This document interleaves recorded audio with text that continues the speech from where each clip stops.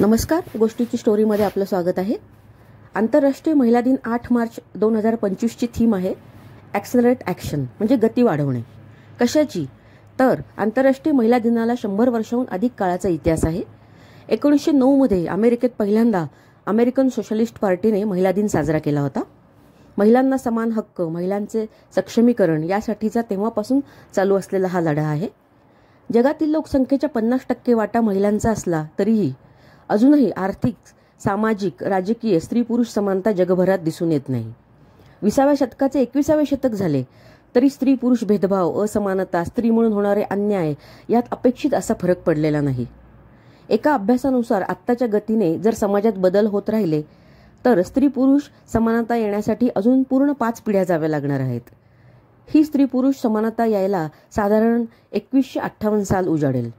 म्हणून या स्त्री-पुरुष समानतेसाठी लवकर निर्णय आणि कृती करणे आवश्यक आहे।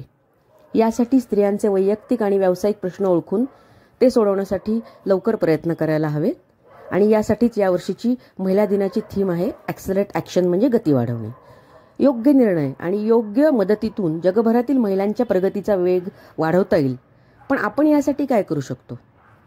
तर आपले रोजचे आयुष्य जगत असताना आपण वैयक्तिकरित्या आणि समाजात अनेक छोटे छोटे बदल घडवू शकतो। महिला सक्षमीकरण, महिलांना समान वागणूक मिळावी, तसेच महिलांचे इतर प्रश्न सोडवण्यासाठी ज्या संस्था कार्यरत आहेत, ज्या या क्षेत्रात खरंच काम करत आहेत, अशा संस्थांना आपण मदत करू शकतो। आपण स्वतः स्त्रियांच्याबद्दल ज्या जाचक रूढी, परंपरा, बंधनं आहेत त्यांना छेद देऊ शकतो। आपल्या कुटुंबातील स्त्रियांपासून आपण ही सुरुवात करू शकतो। समाजात वावरताना आपण स्वतः स्त्री-पुरुष भेदभाव न करणे, तसेच विनाकारण एखाद्या स्त्रीवर अन्याय होत असेल तर तिच्यासाठी आवाज उठवणे, स्वतः अन्याय अत्याचार न करणे, इतरांना अन्याय अत्याचार करण्यापासून रोखणे अथवा त्यांना प्रोत्साहन न देणे, या खूप मोठ्या गोष्टी आहेत।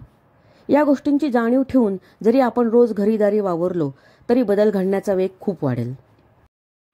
समाजात खूप चांगले बदल घडत आहेत। मुली खूप शिकून यशाची शिखरे पादाक्रांत करत आहेत, पण त्या शिखराच्या पायथ्याशी अजूनही खूप जास्त महिला, मुली या असमानता, अन्याय, अत्याचार, भेदभाव याचा सामना करत आहेत।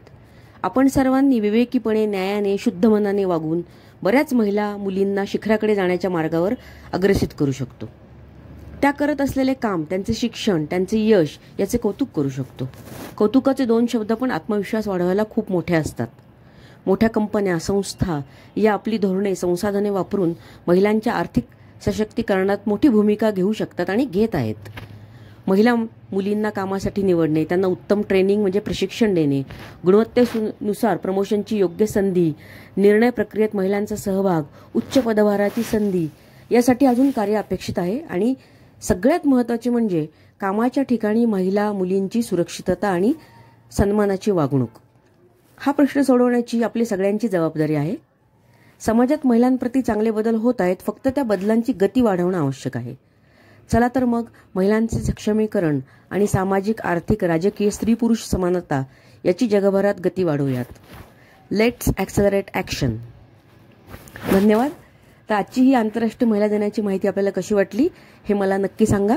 आणि गोष्टीची स्टोरी या यूट्यूब चॅनलला जर सबस्क्राईब केलं नसेल तर कृपया सबस्क्राईब करा, लाईक करा, शेअर करा, कमेंट्स करा। धन्यवाद।